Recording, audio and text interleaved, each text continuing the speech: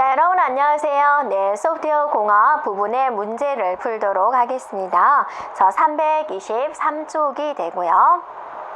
자, 1번 문제 볼까요? 프로젝트 관리를 위한 도구 및 기법이 아닌 것은 그랬어요. 그러면 세 가지는 어떤 공통점이 있어요. 유즈 케이스, PERT, 간트, WBS.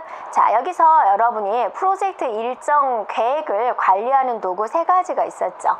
WBS, PERT, CPM에서 우리가 임계 경로를 구해봤고요. 그 다음에 간트 차트 해가지고 일정표를 막대 그래프 형태로 표시하는 것. 자, 그래서 2번, 3번, 4번은 일정 계획 수립에 관련된 도구가 되고요. 1번은 유즈 케이스 다이어그램은 여러분 어디서 나왔나요? 그렇죠. 객체 지향 모델링 언어에서 나왔죠. 객체 지향을 모델링하는 것에서 나왔습니다. 그래서 아닌 것은 1번이 되겠죠. 자, 2번 문제 가겠습니다. 2번 문제 보면 소프트웨어 개발 팀 구성에 대한 설명 중 옳지 않은 것은 그랬어요. 자, 보면은 이제 소프트웨어 개발을 하기 위해서는 어떤 팀을 구성을 해야 되는데 그 팀을 어떤 식으로 운영을 할 거냐라는 거죠. 그래서 일반적인 방법으로 세 가지 방식으로 나눠요.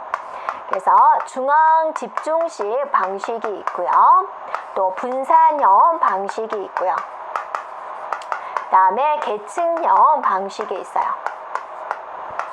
자, 그러면 이제 중앙 집중식이다 라는 것은 뭐냐면 한 사람한테 집중이 되어 있다 그죠. 지도자 한 명에다가 여기에 지도자가 한 명 딱 있고 여기에 구성원들이 있는 거예요. 이 구성원들은 지도자의 명령에 다 복종하는 형태가 돼요. 그러니까 이건 어떠겠어요? 중앙 집중식 팀 구성원 1번을 보면 구성원이 한 관리자의 명령에 따라서 일하고 그 결과를 보고하는 방식이다. 2번은 중앙 집중식 팀은 한 사람에 의해서 통제할 수 있는 비교적 소규모여야 된다. 이 한 사람이 통제할 수 있는 인원들은 어때요? 정해져 있잖아요. 네. 그 다음에 분산형 팀 구성은 개인이에요. 개인과 개인이 이렇게 서로 의사소통을 해서 이 그룹 내에서 이 해당된 그룹 내에서 서로 간의 일에 대해서 이제 서로 상호 교류를 하고 활성화 시켜주고 그런 거죠. 개인적으로 일을 하다 보니까 어떠세요? 서로 간의 의사 교환을 할 때 비용이 많이 증대가 되고 좀 느슨해질 수가 있다라는 거죠. 개인의 생산성을 떨어뜨린다라는 겁니다. 자, 그 다음에 네 번째 보면 분산형 팀의 의사교환 경로는 계층적이다 라고 그랬는데 계층적은 바로 이거를 의미하는 거죠. 이 계층적이 이제 중앙 집중식과 분산형을 더한 개념이다 라고 보면 되세요. 네. 그래서 한 5명에서 7명 정도의 팀을 구성을 해가지고 그 중에서 제일 잘한 사람, 고급 프로그래머가 초보자인 프로그래머들을 관리를 하는 거죠. 이런 식으로. 네, 이렇게. 그래서 자, 여기에 우두머리에 지휘를 받는 이런 방식이 된다라는 거죠. 그래서 계층적이다라는 것은 계층적에 해당이 되는 부분이 됩니다. 이제 3번 조건 갈까요? 3번 프로세스 모델에 대한 설명 중 옳지 않은 것은 우리가 프로세스 모델에는 우리가 세 가지를 살펴보았죠. 폭포스형이 있었고 프로토타입형이 있었고 나선형이 있었죠. 그 중에서 잘못 설명된 것은 무엇인가요? 그랬어요. 자, 살펴보도록 할까요? 네. 자, 폭포수형 모델은 요구사항이 잘 이해되고 시스템 개발 중 급격한 변경이 없는 경우에 효과적이다. 위에서부터 떨어지는 방식이다. 그죠? 폭포가 떨어지는 방식이니까 중간에 요구사항 변경하기가 힘들다. 가장 전통적인 방법이다. 그랬죠? 네. 컴포넌트 기반 모델은 개발된 소프트웨어 양을 줄일 수가 있다. 자, 세 번째 나선형 모델은 프로토타이핑 모델에 반복성을 포함하지 않는다 그랬는데요. 이 나선형 모델은 폭포수 모델과 프로토타입 모델의 그 장점에다가 위험 분석 기능을 추가한 것이죠. 반복적인 기능이 안 들어가나요? 네, 포함되죠. 그래서 계획 수립, 위험 분석, 개발, 고객평가, 또 계획 수립, 위험 분석, 개발, 고객평가, 이걸 계속해서 반복해서 이루어지는 거죠. 네, 그래서 틀린 것은 바로 3번이 되겠습니다. 자, 4번에 V 모델도 있습니다. V 모델은 퍼포스 모델에다가 시스템 테스트와 검증 작업을 강조한 모델이다 라는 거죠. 그래서 모델이 많이 있는데 그 중에서 우리는 3가지 모델에 대해서 집중적으로 이제 학습을 했고요. 자, 4번 문제 볼까요? 네, 4번 문제 잘 생각해 보세요. A라는 회사에서 ERP 시스템 개발을 위해서 추정된 규모는, 자, 얼마를 우리가 생산을 해야 되냐? 33,600라인을 생산을 해야 된다.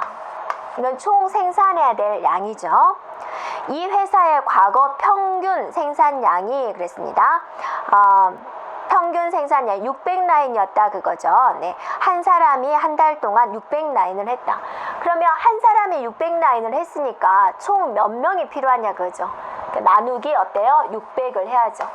그러면 얘가 33,600 나누기 600을 했더니 뭐가 나오나요? 56이 나왔다 그죠. 총 이만큼의 생산을 해야 되는데 한 사람이 600라인씩 생산할 수 있으니까 총 몇 명이 필요하다? 56명이 필요하다라는 거죠. 그러니까 56명이 600라인씩 생산을 하면 총 33,600이 되겠다라는 거죠. 일단 56명이에요. 그럼 답은 3번과 4번 중에서 골라야 되겠죠. 자, 그런데 직원의 평균 인건비가 480만 원이에요.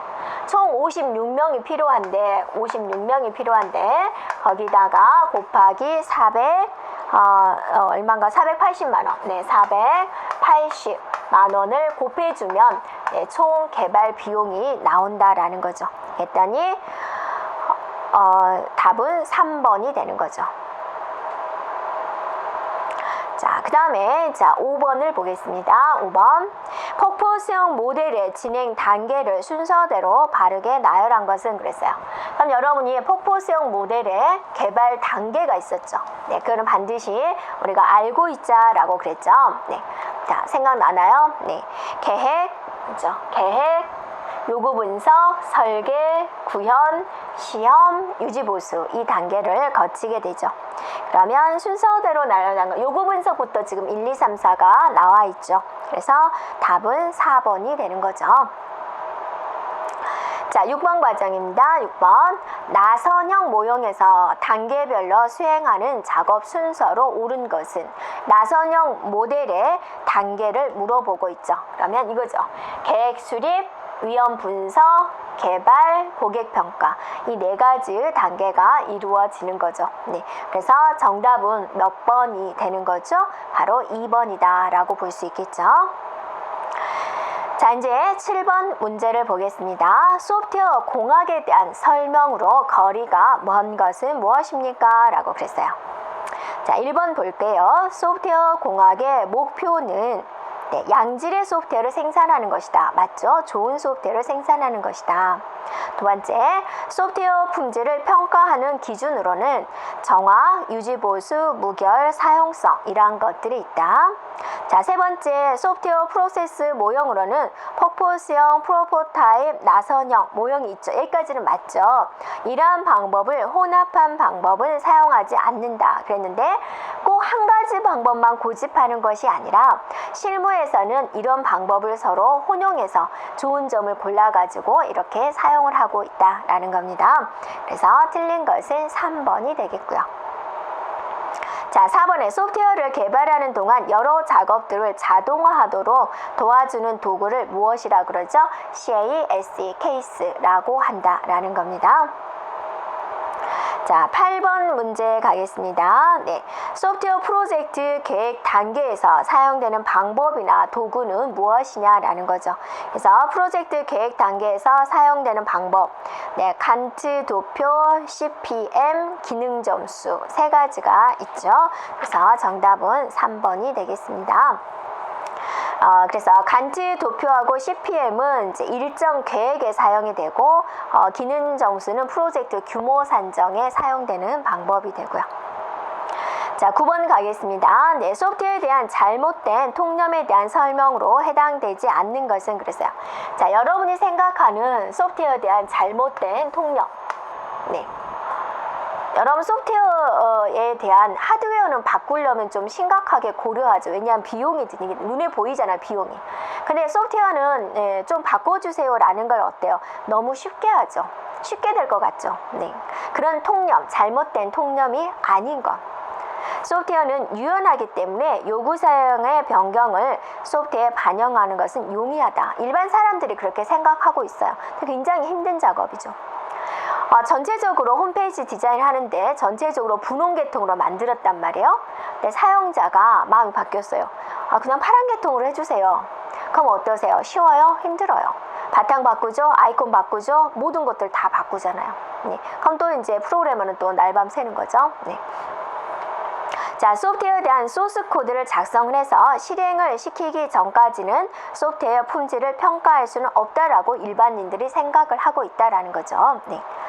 자, 세 번째, 소프트웨어 공학은 별로 필요 없는 덩치 큰 문서를 생성하게 해서 개발을 매우 지연하게 만든다.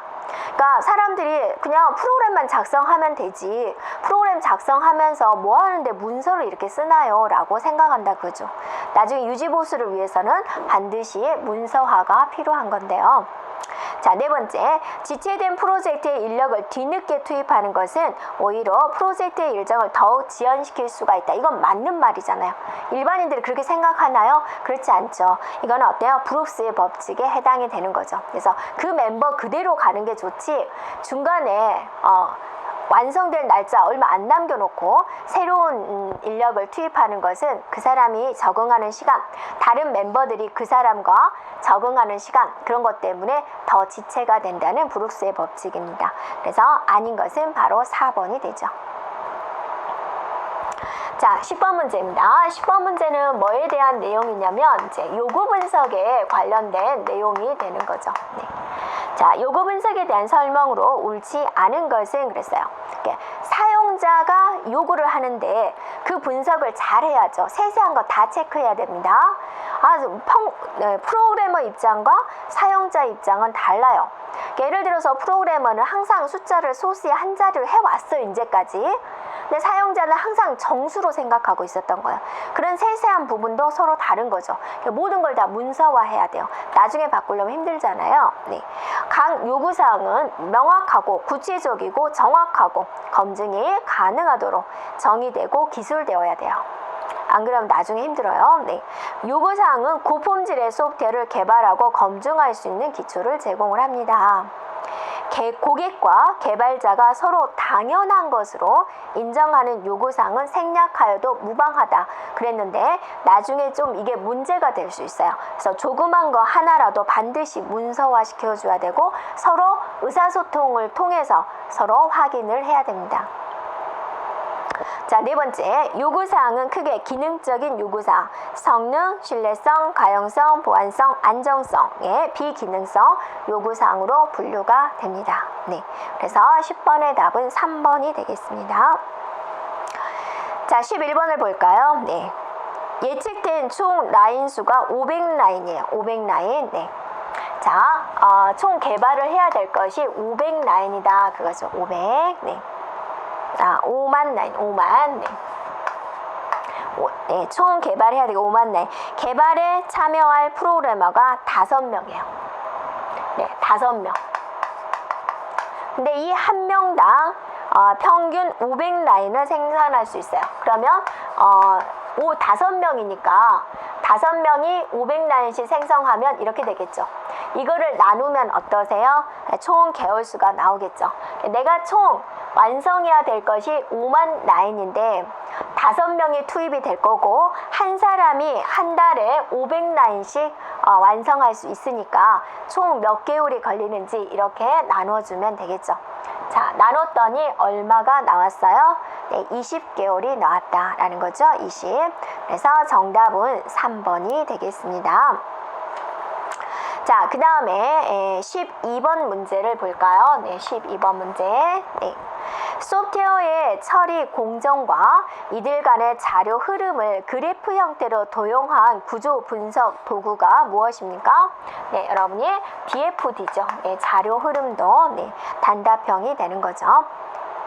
자료의 흐름을 그래프 형태로 도용한 구조적 분석 기법, 자료 흐름도 DFD라고 한다. 네. 자, 13번입니다. 네. 소프트웨어 응집력에 대한 내용이고 세세한 내용을 물어보고 있어요. 네. 그래서 네, 응집도 한번 여러분이 다시 한번 생각을 해보세요. 자, 기능적 응집도 네, 순차, 통신, 절차, 시간, 논리, 우연 이런 응집도가 있었죠. 네, 그래서 핵심적인 요소를 우리가 기억을 해주면 되겠습니다. 자, 밑에 안 보이는 부분은 우리 교재에 있으니까 거기를 다시 한번 네, 살펴보세요. 자, 기능적 응집도다라고 했는데 이 기능적 응집도는 뭐죠? 자, 모듈 내부의 모든 기능 요소들이 단일 문제와 연관해서 수행되는 것을 말을 하죠. 네.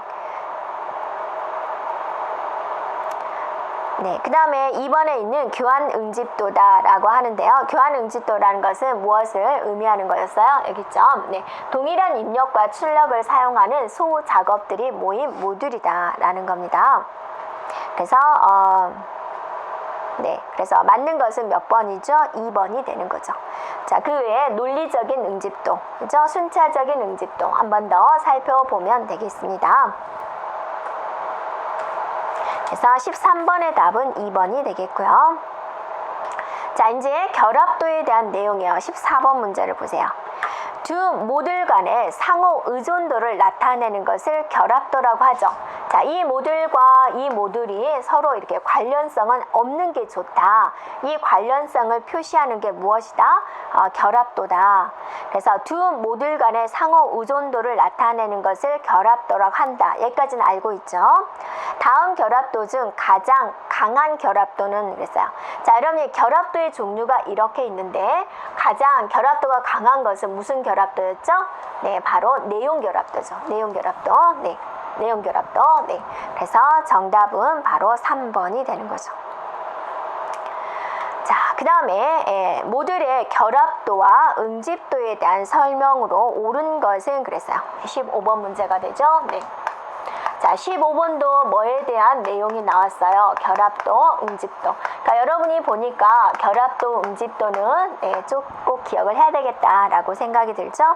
결합도란 모듈 간의 상호 의존하는 정도를 의미한다라는 겁니다. 네, 맞는 것은 1번이죠. 결합도는 어쩔수록 낮을수록 응고, 응집도는 높을수록 응고만 기억해주면 되죠. 여러 모듈이 공동 자료 영역을 사용하는 경우 공동 결합이라고 하죠. 가장 이상적인 응집은 기능적 응집도다. 기능적 응집도 가장 강한 거죠. 자, 이제 16번 문제를 보겠습니다. 16번 문제도 뭐에 대한 내용이 있나요? 결합도에 대한 내용인데요. 차근차근 한번 읽어보도록 할까요? 네. 모듈 결합도에 대한 설명으로 옳은 것을 고르는 거죠. 1번에 모듈 간의 의존도가 크면 결합도는 어쩌죠? 높아지는 거죠. 모듈과 모듈, 그렇죠? 이 모듈과 이 모듈의 상호 의존도가 결합도니까 의존도가 높을수록 결합도는 어때요? 높아지는 거죠. 자, 모듈 간의 제어 요소를 전달하는 것은 전역 변수를 사용하는 것보다 바람직하지 않다. 전역 변수를 많이 사용하면, 전역 변수는 공통 변수잖아요. 그래서 전역 변수를 많이 사용하면 좀 힘들어져요. 네. 그래서 3번과 같은 용도인데 전역 변수를 많이 사용할 경우 프로그램 코드가 간단해지므로 유지 보수가 편리하다. 틀린 내용입니다. 전역 변수는 꼭 필요한 부분만 써야 돼요. 전역 변수란 공통인 변수예요. 공통인 변수인데 여기서도 쓰고 여기서도 쓰잖아요. 여기서 값을 변화시키고 또 여기서 또 값을 변화시키고 좀 정신이 없을 수 있습니다. 자, 4번에 모듈 간의 고트문 사용은 내용 결합도를 유발할 수 있다라는 거죠. 서로 데이터를 이렇게 주고받고 고트, 저 모듈로 가세요, 이 모듈로 가세요, 이런 내용들이죠. 그래서 맞는 것은 4번이 되겠습니다. 자, 17번 문제입니다. 다음과 같은 특성을 갖는 모듈 간의 결합도는 그랬어요. 17번 문제 역시나 뭐에 대한 내용입니까? 결합도에 대한 세부적인 내용을 이제 써놨습니다. 그래서 모듈 P가 모듈 Q 내부의 변수값을 수정할 수가 있다. 모듈 P는 모듈 Q의 레이블로 직접 분기한다. 그죠? 모듈에서 다른 모듈에 있는 내용을 일부분 참조하거나 수정하는 것. 이것을 뭐라 그런다? 내용 결합도라고 한다. 그래서 1번이 되겠습니다. 자, 18번 문제입니다. 18번 문제는 뭐에 대한 내용이냐면 자, 유지보수에 대한 내용이 되네요. 자, 틀린 것을 고르세요. 그랬어요. 틀린 것. 네. 유지보수에 있어서 이제 변경된 환경에 적절하게 조화를 이루도록 소프트웨어를 변경시키는 것이 유지보수 활동에 필요한 것, 속한 거죠. 네. 자, 원식 코드를 이용해서 원식 코드 이상의 추상화된 표현으로 나타내고 코드를 분석하는 과정을 역공학이라고 하며 역공학을 통해서 시스템을 재구성해서 변경이 용이한 시스템을 만들거나 보다 나은 기능을 추가할 수 있다라고 그러는데요. 이거는 이제 그 역공학에 대한 내용이 아니죠. 네. 역공학이라는 것은 반대로 뜯어가는 거죠. 자동차가 있으면 이걸 분해해 가면서 최종적인 것을 판단해서 이 시스템을 다시 한번 더 좋은 시스템으로 만드는 게 역공학이죠. 그래서 시스템을 재구성해서 변경이 용이한 시스템을 만들거나 보다 나은 시스템을 이제 추가하는 것을 뭐라 그러죠? 제공학이다라고 그러죠. 용어적인 면을 물어보고 있습니다. 자, 3번을 볼까요? 네, 유지보수에 대한 요청은 공식적인 절차를 밟아서 표준화된 방법으로 이루어져야 하며 유지보수 요청서에 의해서 이루어진다. 그죠? 정상적인 절차를 거쳐라 라는 거죠. 자, 이런 경우가 있죠. 내가 프로그램을 하나 개발을 해줬어요. 굉장히 쉬운 거였다라는 거죠. 근데 유지보수에 대한 계약을 안 한 거예요. 그냥 아는 사이니까 너 이 프로그램 쓰다가 오류가 발생이 되면 내가 언제든지 해줄게 라고 한 거죠. 그 한마디에. 근데 이제 그 시스템을 쓰는 사람은 이제 컴퓨터 미숙자잖아요. 그러니까 이제 맨날 콜을 하는 거죠. 이게 안 돼. 가보면 이제 별거 아니지만 내가 말로 약속을 했기 때문에. 그러니까 유지보수를 할 때 이제 프로그램 계약이 끝나고 나서 뭐 1년 동안은 무상 AS고요. 그 이후에는 출장비 얼마를 받아요. 뭐 그런 식으로 계약이 됐어야 되겠죠. 근데 그게 서류화된 문서가 아니기 때문에 걔가 콜을 할 때마다 나는 열심히 몇 년 동안 불러갈 수 있는 그런 참담함이 될 수 있어요. 그러니까 항상 문서화가 중요합니다.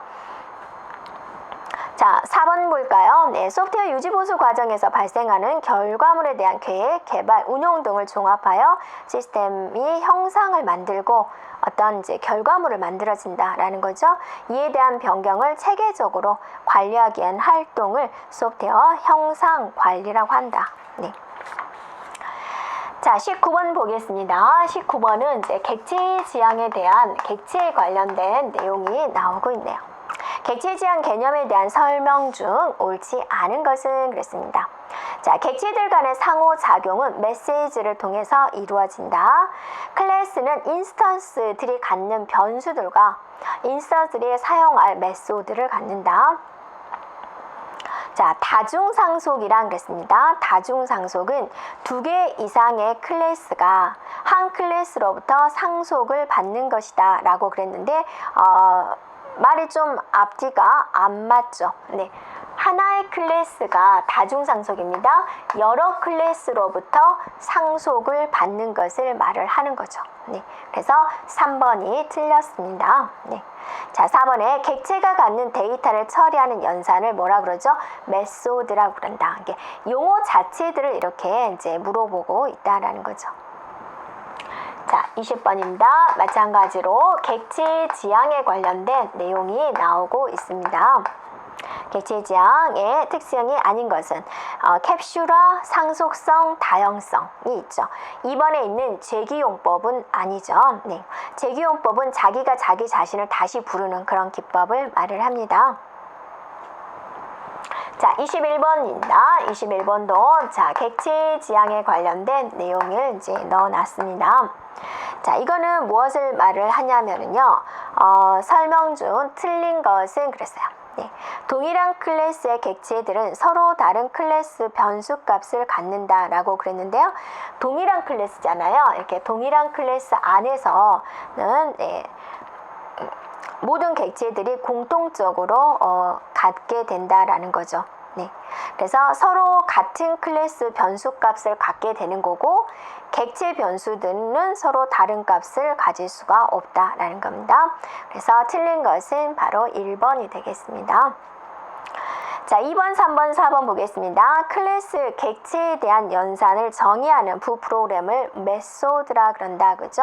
자, 메소드, 객체에 갖는 데이터를 처리하는 연산을 메소드라고 하죠. 자, 클래스가 하나의 부모 클래스를 가는 것을 단일 상속이다 라는 거죠. 이 하나의 부모 한 명으로부터 내가 뭔가를 물려받는 것을 단일 상속, 여러 명한테 여러 클래스로부터 이렇게 물려받는 것을 다중 상속이라고 한다. UML이 있습니다. UML. 네, UML이라는 건 뭐죠? 모델링 언어다 그죠? 그죠? 모델링 랭귀지다라는 거죠. 객체의 지향 소프트웨어의 정적 모델, 동적 모델을 표현하는 것이다라는 거죠. 하나의 도구다라고 보면 되겠습니다. 네. 자, 여기까지 진행을 하고요. 우리가 이제 시간 관계상 뒤쪽 22번부터는 다음 시간에 살펴보도록 하겠습니다. 여러분 수고하셨습니다.